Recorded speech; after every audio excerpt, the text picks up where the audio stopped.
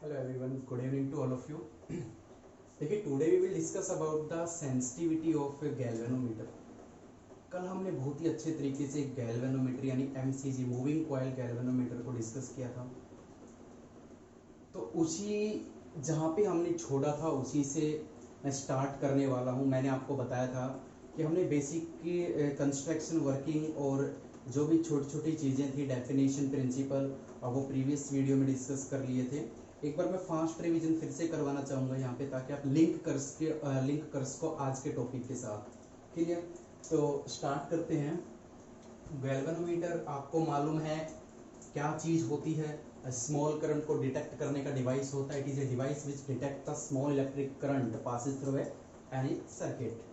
Number two, its principle. Principle क्या बताया था मैंने कि when a rectangular coil is placed between the uniform magnetic field it experience a torque. ये rotate करने लग जाएगा। क्लियर? कंस्ट्रक्शन के तौर पे हमने बहुत सारी चीज़ें यहाँ पे पढ़ी थी। एक रेक्टेंगुलर कॉइल कॉपर वायर की बनी होती है। मैग्नेटिक फील्ड के लिए यहाँ पे दो पोल लगाए थे मैंने, कॉनकेव शेप यानी सिलेंड्रिकल शेप के, हॉर्सशू शेप के कह सकते हो, जो कि रेडियल मैग्नेटिक फील्ड पैदा कर रहे थे। ठीक है, ओके। फिर मैंने एक स्प्रिंग के बारे में जिक्र किया था। स्प्रिंग रेक्टेंगुलर कॉइल के साथ बिल्कुल नीचे की तरफ अटैच होती है। क्लियर? और सबसे इंपॉर्टेंट बात ये होती है कि ये मटेरियल कौन सी बनी होती है? तो ये बनी होती है फॉस्फोर ब्रॉन्ज मटेरियल की। कल मैंने क्वार्ज मटेरियल का नाम लिया था तो उसको हटा देना, ठीक है? वो थोड़ी सी मिसअंडरस्टैंडिंग थी। तो याद रखना कि स्प्रिंग किससे मिलकर बनती है, कौन से मटेरियल की हम यहाँ पे यूज करते हैं, that is the phosphor bronze material. क्यों करते हैं? मैंने आपको बताए थे कि उस मटेरियल की कुछ विशेषताएं होती हैं। गुड कंडक्टर ऑफ इलेक्ट्रिसिटी होता है, और कह सकते हो कि नॉन मैग्नेटिक होता है, टोरोजन कांस्टेंट उसका बहुत ही कम होता है, और इलास्टिक आफ्टर अफेक्ट भी बहुत ही कम होता है। और भी बहुत सारी इसकी विशेषताएं हैं, लास्ट में हम डिस्कस कर लेंगे। ठीक है, फिर मैंने बताया था यहाँ पे एक मिरर लगा होता है, और मिरर का क्या काम होता है आपको मालूम है? मिरर डिफ्लेक्शन शो करता है यहाँ पे, ठीक है? करंट की डिफ्लेक्शन को शो करता है। टोरोजन हेड फ्लेक्सिबिलिटी प्रोवाइड करता है ताकि ये वायर टूटने से बच सके। ठीक है, बाकी क्लियर है। टर्मिनल T1 T2 करंट को यहाँ पे एंटर करवाएंगे, जो भी है कनेक्शन करेंगे। ठीक है, वर्किंग के तौर पे मैंने आपको बताया था कि जैसे ही रेक्टेंगुलर कॉइल, जैसे ही मैं यहाँ से T1 और T2 टर्मिनल में करंट फ्लो करवाऊंगा तो आपको मालूम है कि ये रेक्टेंगुलर कॉइल मैग्नेटिक फील्ड के बीच में रखी हुई है, और जैसे ही करंट जाएगा तो एक फोर्स अप्लाई होगी जो कि टॉर्क बनाएगी। ये टॉर्क इस कॉइल को रोटेट करवाएगा। जैसे जैसे ये कॉइल रोटेट करेगी इसके अंदर एक टॉर्क पैदा होगा, और वो टॉर्क कितना था बच्चों? That is N I B A sine theta. और मैक्सिमम टॉर्क के लिए हमने साइन थीटा को 90 यहाँ पे एज्यूम कर लिया था। ठीक है, ठीक है। ये वो टॉर्क है जो कि करंट जब हमने प्रोवाइड करवाया तो उसकी वजह से जब ये रेक्टेंगुलर कॉइल घूमा तो टॉर्क जो बना वो ये वाला है। फिर मैंने बताया था कि जैसे जैसे ये कॉइल रोटेट करेगी इसके साथ जो स्प्रिंग अटैच है वो भी ट्विस्ट होगी, वो उसमें भी बल पड़ेगा। ठीक है, तो उसमें एक रिस्टोरिंग टॉर्क यानी बदले का टॉर्क पैदा होगा, और वो किसके बराबर आया था हमारा?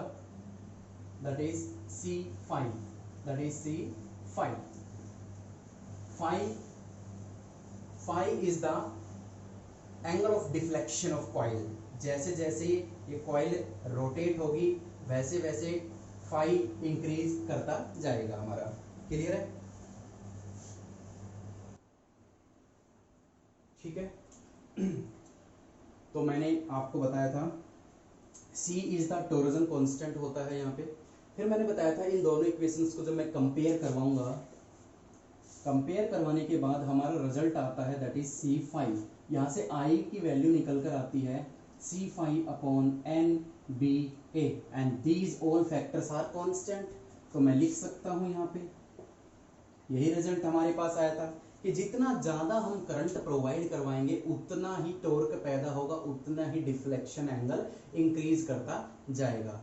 यही हम लेके चले थे, यही हमने सेटिस्फाई यहाँ पे कर दिया। तो this is all about the MCG construction working principle and definition.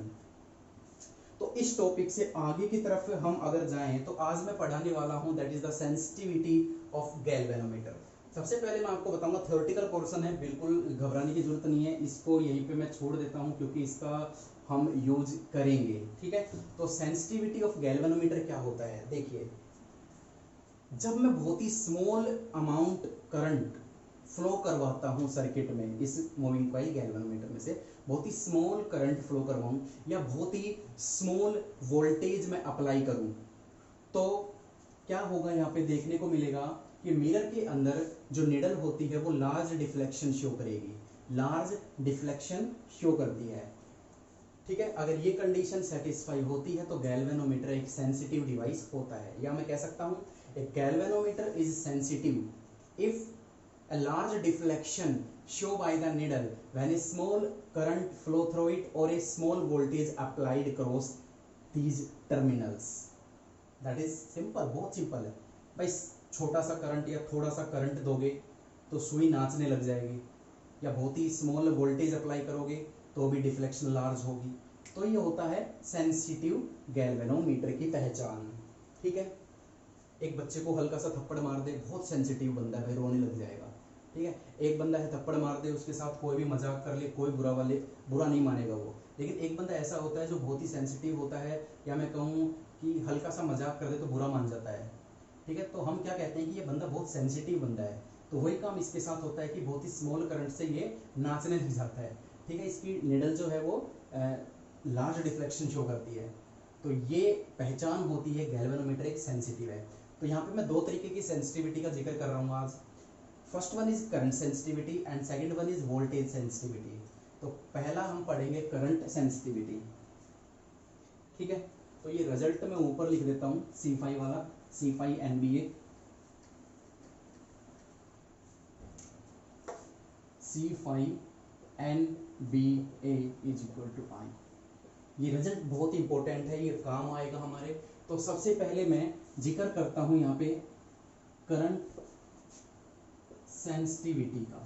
Current sensitivity represented by IS, clear, and that is a large deflection. A galvanometer show a large deflection when a unit current flow through it.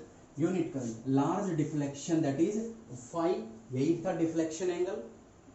ठीक है, जितना जितना घूमेगा उतना ही deflection show करेगा। तो large deflection show by when a small current यानी पर unit current is flow through it, that is the current sensitivity. तो ज्यादा कुछ नहीं है, फाई अपॉन आई की वैल्यू ये यहाँ पे जब मैं पुट करूंगा तो क्या रिजल्ट हमारे पास आता है यहाँ पे, तो सीधा भी कर सकते थे वैसे तो, NBA ऊपर चला जाएगा एंड दैट इज फाई से phi cancel, that is ISNBA upon C, that is the current sensitivity. आपको साफ तौर पे दिख रहा है कि करंट सेंसिटिविटी किन किन फैक्टर्स के ऊपर डिपेंड करता है। तो अगर आपसे ये क्वेश्चन पूछा जाए कि किन किन फैक्टर्स के ऊपर करंट सेंसिटिविटी डिपेंड करता है, तो this is the number of coil, number of turns of coil, second one is magnetic field, third one is area of coil, and fourth one is torsion constant. ठीक है, तो this is all about the current sensitivity. ये था हमारा current sensitivity के बारे में। अब हम डिस्कस करेंगे वोल्टेज सेंसिटिविटी के बारे में। देखिए voltage sensitivity second one, voltage sensitivity VS से रिप्रेजेंट करते हैं, बिल्कुल एग्जैक्ट डेफिनेशन वही रहेगी, बस हल्का सा चेंज आएगा।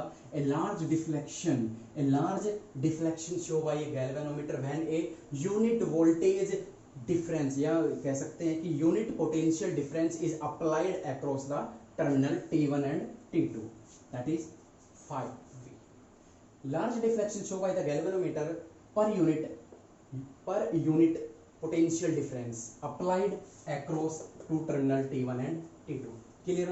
चलिए मैं इसको इस तरीके से रिजोल्व कर सकता हूं, क्यों? क्योंकि मेरे पास यहाँ पे I और फाई के बीच में रिलेशन है, तो मैं इसको V को I में चेंज कर सकता हूं और अब बड़ा इजी हो जाएगा। यहाँ से देखते जाइए, I फाई यहाँ पे है, I की वैल्यू मैं पुट कर देता हूँ C फाई NBA ऊपर चला जाएगा इंटू आर, 5 से 5 cancel and that is NBA upon CR। तो ये छोटी छोटी बातें हैं जो लास्ट रिजल्ट बनाती है, MCG को बहुत ही बेहतर तरीके से समझाती है। ठीक है, तो VS का रिजल्ट आता है NBA अपॉन CR। अब आपसे कोई ये पूछे कि बेटा ये बताइए कि किन किन फैक्टर्स के ऊपर वोल्टेज सेंसिटिविटी डिपेंड करती है, तो आप क्या बताओगे? सर मजाक मत करो, बहुत ही सिंपल सा क्वेश्चन आपने पूछा है।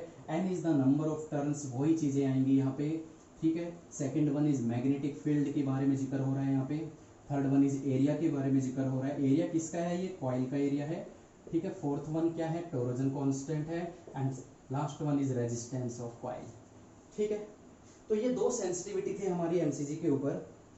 और बात हमारी ये आती है, लास्ट टच दे रहा हूँ इसको मैं, फाइनल टच दे रहा हूँ कि आप मुझे ये बताइए कि how we increase the sensitivity of galvanometer. मैं किस तरीके से गैल्वेनोमीटर की सेंसिटिविटी को और ज्यादा इंक्रीज कर सकता हूँ? तो बड़ा सिंपल सा है, चलिए करते हैं इसको। ठीक है, चलिए फाइनल टच देते हैं इसको फटाफट।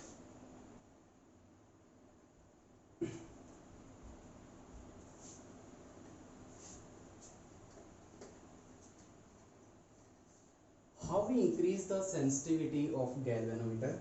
तो फैक्टर आपको मालूम है, फैक्टर आपको मालूम है कि सेंसिटिविटी NBA अपॉन C आया, VS हमारा आया NBA अपॉन CR। तो how we increase the sensitivity of galvanometer? Number one, increase number of turns.